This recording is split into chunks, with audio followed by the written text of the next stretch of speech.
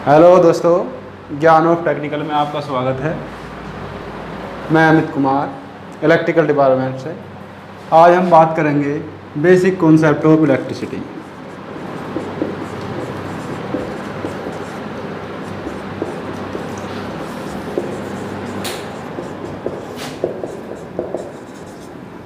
जिसमें मैं धारा के बारे में बात करता हूँ। धारा क्या है?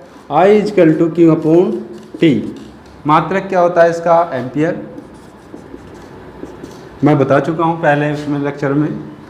और एक रेजिस्टेंस के बारे में बताया था मैंने।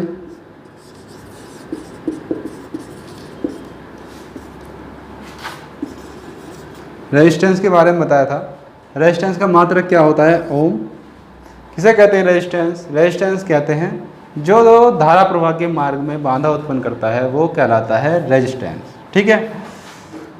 अब बात करते हैं सिंबल ऑफ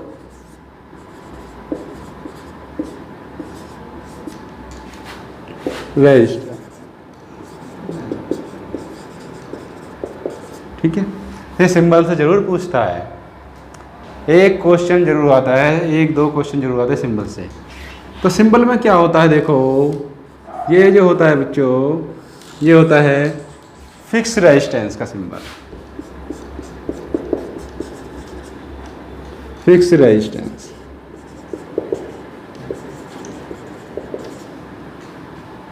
ये होता है वेरिएबल रेजिस्टेंस।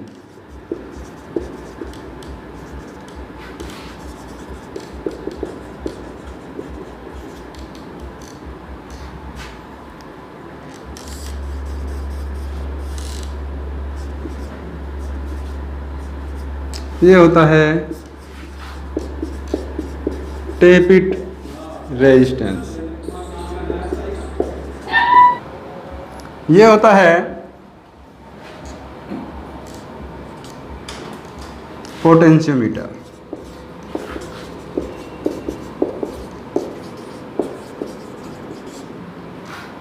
और एक होता है दोस्तों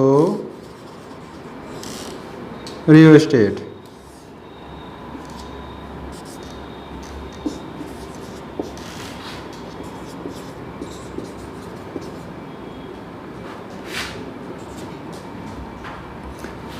फिक्स रेजिस्टेंस का मतलब है जिसकी वैल्यू फिक्स रहती है, कोई परिवर्तन नहीं है। वेरिएबल चेंज होता है, इसकी वैल्यू चेंज कर सकते हैं हम। टेपिट का मतलब है एक 10 मान का रेजिस्टेंस है, 10 से हमें सीधा 15 पे ले जाना है, 15 से सीधा 20 पे ले जाना है, तो उसे हम टेपिट कर देंगे, डायरेक्ट टेपिट होगा।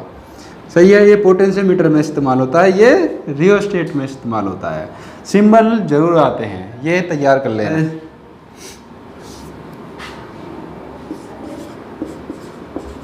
Colour coding of resistance. ठीक है। कलर कोडिंग क्या चीज होती है दोस्तों? कलर कोडिंग के बारे में बात करते हैं। Colour coding of resistance. जितना बड़ा रेजिस्टेंस होगा उस पर हम क्या है, आराम से कोई भी डिजिट लिख सकते हैं। अगर जितना छोटा रेजिस्टेंस होगा उस पर हमें कोई भी डिजिट लिखने में दिक्कत आएगी, इसीलिए हमने कलर कोडिंग का इस्तेमाल किया। कलर कोडिंग होती क्या है? एक कार्बन का रेजिस्टेंस होता है जिस पर कुछ पट्टियाँ बनी होती हैं। इस तरीके का होता है कोई रेजिस्टेंस जिस पर कुछ पट्टियाँ बनी होती हैं इस तरीके की। ये पट्टियों की संख्या जो होती है दोस्तों, ये 4 होती है। ठीक है। इन चारों पट्टियों की कुछ वैल्यू होती है जिसके बारे में मैं अब चर्चा करता हूँ। ठीक है। जिसमें 0, 1, 2, 3, 4, 5, 6, 7, 8, 9। 0 पे जो होता है दोस्तों black, brown, red, orange, yellow, green, blue, violet, grey और वाइट। ये नंबर होते हैं इनके, इनसे आपको पहचानना है कौन से नंबर पर कौन सा रेजिस्टेंस होता है। ठीक है, ये आपको याद रखने हैं। और इसकी याद रखने की एक दोस्तों ट्रिक भी होती है, जिसे मैं अभी बता देता हूँ। जैसे बी रोए ग्रेट ब्रिटेन वेरी गुड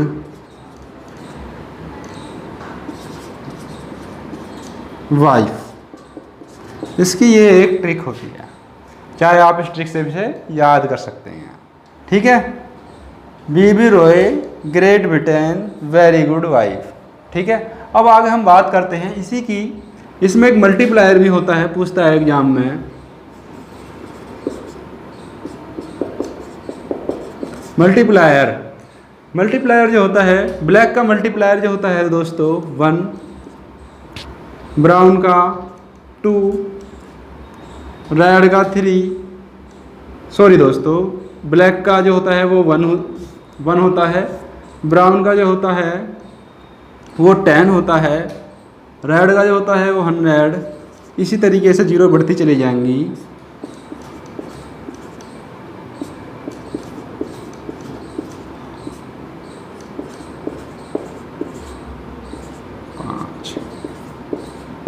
यहाँ इसमें 6 0 हो जाएंगी, यहाँ इसमें 7 0 हो जाएंगी।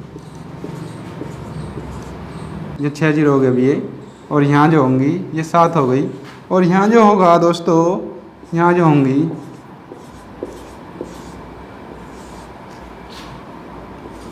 8 0, और यहाँ जो 0 होंगे 9 0।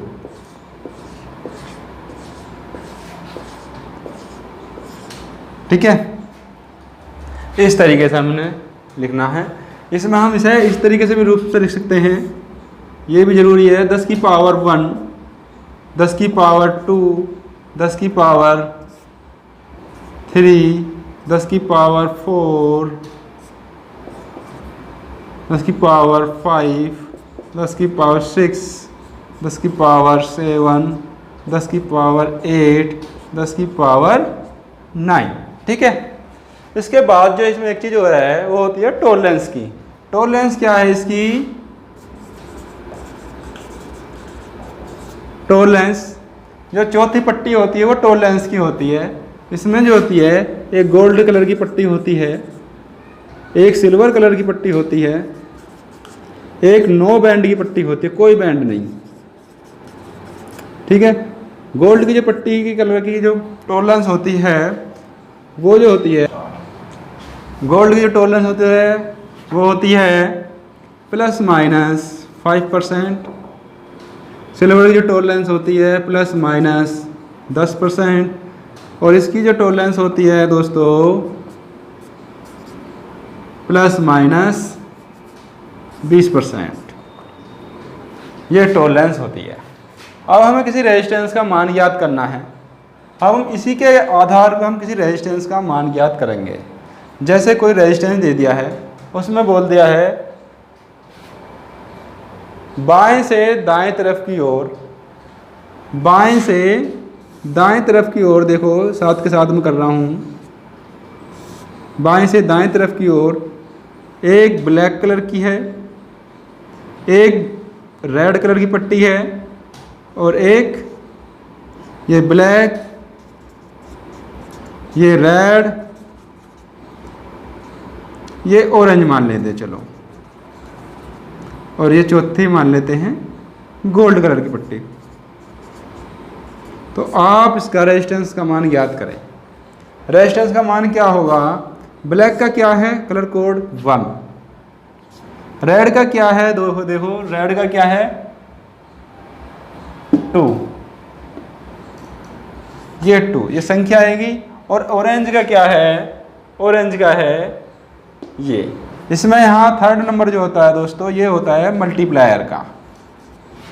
ठीक है, और गोल्ड की जो टॉलरेंस दी है इसने ±5%। ठीक है, अब इसमें हमें देखना है टॉलरेंस जैसे कि ये हो गया, ये 12,000 ओम रेजिस्टेंस हो गया, तो उसका 5% जो होगा वेरी कर सकता है, अप भी कर सकता है, डाउन भी कर सकता है उसमें, ठीक है ना। टॉलरेंस का मतलब ये होता है। इस तरीके से हम रेजिस्टेंस का कलर कोड से रेजिस्टेंस ज्ञात कर सकते हैं। ये एग्जाम में 2 या 3 क्वेश्चन जरूर आते हैं देखने को, ठीक है। ओके, प्रॉब्लम और कर लेते हैं इसी से ही हम। दोस्तों क्वेश्चन ये आता है इसमें, बाएं से दाएं तरफ की ओर, बाएं से दाएं तरफ की ओर कोई रेजिस्टेंस है जिसमें पहली पट्टी जो है, फर्स्ट पट्टी ऑरेंज कलर की, दूसरी पट्टी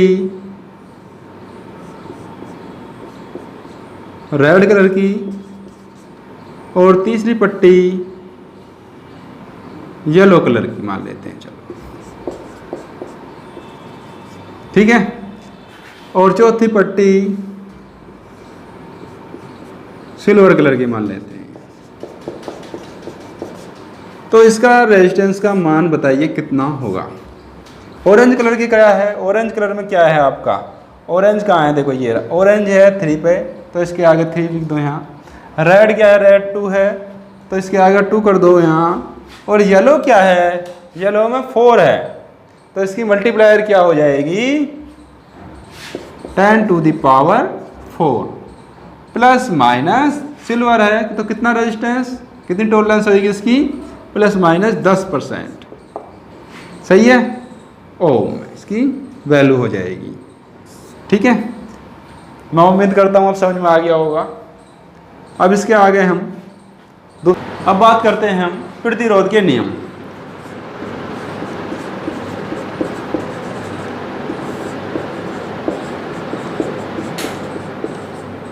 ठीक है, यहाँ से दोस्तों बहुत सारे क्वेश्चन भी आते हैं और ये बेसिक कॉन्सेप्ट के लिए ज़रूरी है। अगर ये नहीं पता तो कुछ नहीं पता फिर, ठीक है। रेजिस्टेंस के नियम जो हैं ये ज़रूरी है। अब रेजिस्टेंस के नियम में कराता हूँ। फर्स्ट नियम है इसका, यदि कंडक्टर की लेंथ बढ़ाते हैं, यदि कंडक्टर की लेंथ बढ़ाते हैं या चालक की लेंथ बढ़ाते हैं तो रेजिस्टेंस पर क्या प्रभाव पड़ेगा, रेजिस्टेंस की लंबाई बढ़ाने पर रेजिस्टेंस पर क्या पड़ेगा। तो रेजिस्टेंस जो है दोस्तों R प्रोपोर्शनल L, लंबाई बढ़ाने पर कंडक्टर का प्रतिरोध भी बढ़ेगा, ठीक है। दूसरा नियम कहता है इसका R इनवर्सली प्रोपोर्शनल A। ए क्या है इसमें, चालक की मोटाई अनुप्रस्थ काट क्षेत्रफल, सही है ना। अभी बताता हूं मैं। एल क्या है, चालक की लंबाई,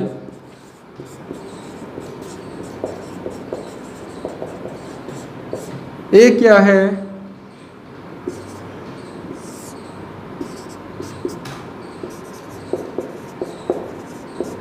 चालक का अनुप्रस्थ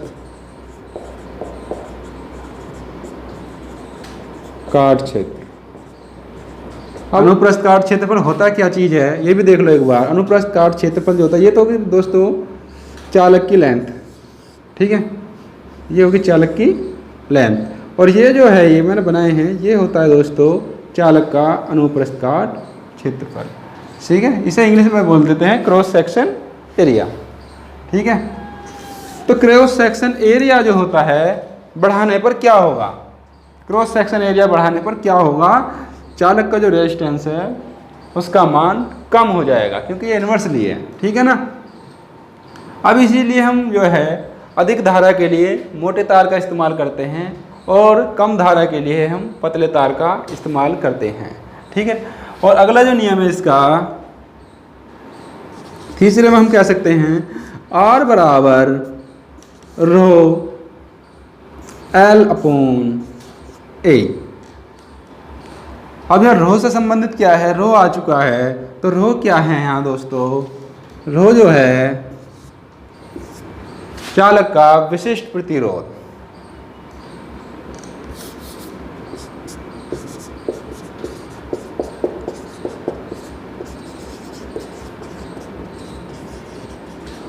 इसे हिंदी में बोल देते हैं विशिष्ट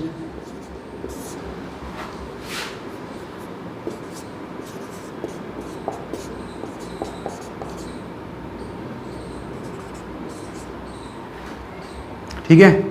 और इसे एक नाम से और जाना जाता है, क्योंकि नाम से ही क्वेश्चन में गड़बड़ हो जाती है, रेजिस्टिविटी। ठीक है, ये भी है। और रेजिस्टिविटी किस पर डिपेंड करती है, यहाँ से क्वेश्चन ये बनता है। रेजिस्टिविटी दोस्तों टेम्परेचर और चालक के भौतिक पदार्थ पर निर्भर करती है। ठीक है ना, चालक किस चीज़ का बना हुआ है, चांदी का, सोने का, कॉपर का, किस चीज़ का बना हुआ है, उस पर निर्भर करेगी रेजिस्टिविटी।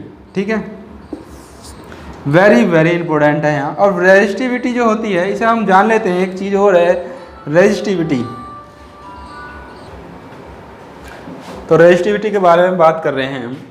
रेजिस्टिविटी ये रो से प्रदर्शित करते हैं। इसको रो क्या है, ये ग्रीक भाषा का शब्द है। ठीक है दोस्तों, इसका सबसे इम्पोर्टेंट क्या है रोल इसमें, इसका मात्रक पूछता है एग्जाम में जरूर। यूनिट है इसकी ओम सेंटीमीटर। ओम सेंटीमीटर। ठीक है, सेंटीमीटर की जगह ये मीटर भी लिख सकता है, कोई दिक्कत नहीं है उसमें। ठीक है ना, घबराएं नहीं। तो इसकी यूनिट सबसे ज़्यादा आती है कि विशिष्ट प्रतिरोध की यूनिट क्या होती है। और मैं जानकारी के लिए आपको बता देता हूँ ये होता क्या चीज़ है विशिष्ट प्रतिरोध। ठीक है, विशिष्ट प्रतिरोध उस चालक के प्रतिरोध के तुल्य होता है जिसकी लंबाई 1 सेंटीमीटर तथा क्रॉस सेक्शन एरिया 1 वर्ग सेंटीमीटर हो, उस प्रतिरोध के तुल्य होता है विशिष्ट प्रतिरोध। ठीक है, ओके दोस्तों, आज के लिए इतना ही प्लीज़।